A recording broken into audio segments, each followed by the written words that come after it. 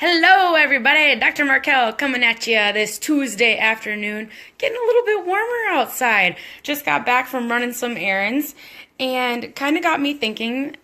So I am one of those crazy people that likes running errands. I like to go to the grocery store and I like to have my stops and I like to check, and then come home and then maybe go back out for a little bit and then come home. But errands haven't always been so fun. So I have historically dealt with headaches on and off. And so we talk in the office about how when we have headaches, when we have physical pain, that it is a sign that something is wrong, that your body is working through it, and that you need to make some adjustments or changes to help it. And so first and foremost, we always talking about addressing the nervous system, making sure that it's able to do its job. By all means, that is the most important thing, and you will always hear that from me. I am a chiropractor. That is what I know. That is what we know to be true in our office. But let's say you are at a cousin's wedding. Let's say you wake up in the morning and you have a huge day ahead. Let's say that you have a sick kiddo at home and or a slew of sick kiddos at home, and your head is throbbing, pounding.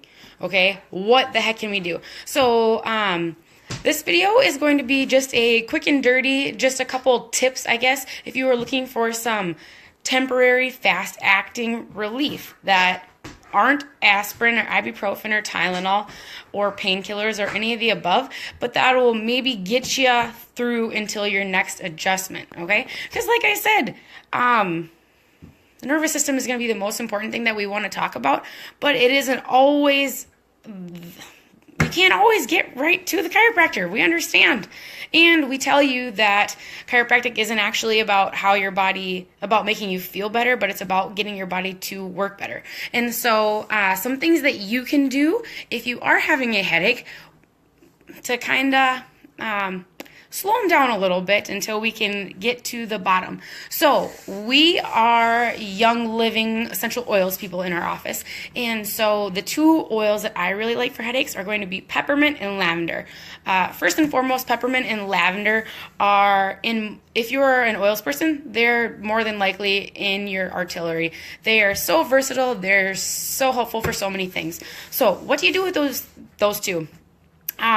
So you can obviously put a couple drops in your hand, and then you can apply it to the forehead, apply it to the temples, back of the ears, the wrists. Peppermint is going to increase that circulation, and also it's going to have a cooling effect. All right. Lavender is just calm, peaceful, zen. So those are two that I would highly recommend if you are a headaches I don't want to say sufferer if you get headaches, all right?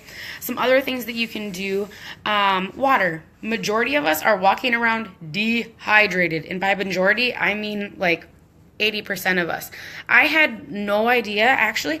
It was, I met a new friend, so you maybe don't know, but I'm participating in the 2018 35 under 35 class, and so I met a new friend, and she told me that she hates water.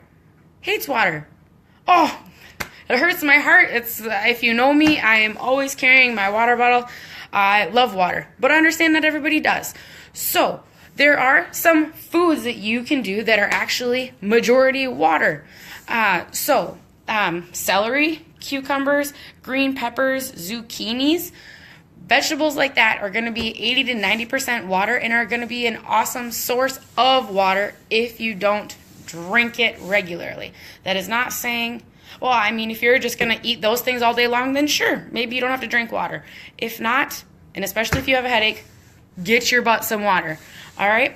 Third thing a lot of people don't think of is a bath. People think of bath, well, I was going to say getting your body clean. A lot of people are like, oh, I don't want to soak in my own filth. You people, you need to change your way of thinking. Bubble baths are glorious. But baths are also really good for pulling the toxic garbage out of us. So some things that you can add to your bath, apple cider vinegar, some baking soda, and then my all-time favorite, Epsom salts. And Epsom salts are helpful because they have magnesium. Magnesium is one of my all-time favorite supplements. Really good for muscle relaxation, really good for calming, really good for kind of taking the ticking time bomb part of it out. So that kind of ties us into things that you might want to be thinking about long term. Not even long term, but things you might want to implement. So this is by no means health advice. This kind of is health advice. What I'm saying is, without knowing your history, without knowing what it is that your body has going on, I can't say if this is going to help you, if this is going to make any changes for you. So just a little disclaimer with that. I love talking about this stuff, and Dr. T does too. So if you do have questions, like, call and make an appointment with us. We'd love to chat. Anyways, long-term things you can be doing. So also on the realms of Epsom salts, magnesium supplements, like a B complex. B vitamins are really good for creating like the neurotransmitters in our body. So like serotonin, which is crazy good for not just stress, but for making us feel good. Those are things we want to consider. Also to be considered would be a gluten-free diet. So allergens, secondhand smoke, a lot of those things will actually trigger headaches. And so they would definitely be beneficial to rule in or out when it comes to headaches. And so I'm going to wrap this up here because, like I said, this is by no means do I know if this applies to you. This might apply to... one last thing I want to talk about. A lot of people will tell me that they've heard if they apply ice like at the base of your skull or at the base of their skull that it'll help with their symptoms. That's awesome. Here's the thing.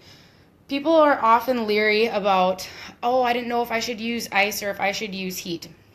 And there are, I guess you'd say, some standards for like an acute injury. Within the first 48 hours, we want to use ice. We want to get down the inflammation. But for the most part, it really depends on your body and what you know works for you. If you are a person that runs cold and the idea of putting ice on sore muscles is absolutely terrifying for you, do not do it. It's not the emotional. You're going to be scarred. You're going to be scarred, not scarred, but it's not going to do you very much good if you are just not enjoying it the whole time. Same thing. If you are a person that runs hot, I tend to run warm, and so the idea of putting heat, oh God, the idea makes me sweat and I don't like it. Not going to do it. So, like I said, it's very, very person specific. And so those are just some little, I don't really even want to call them tricks, some things that you could try if you are a headache sufferer. And also, like I said, first and foremost, we want to make sure that your nervous system is working properly. So if you do have a headache, hopefully you can use these tips and tricks to get you through it, and then you can hook us up or look us up and we can hook you up. Look us up, we'll hook you up. Yeah, okay, goodbye. Oh, and then I can't click the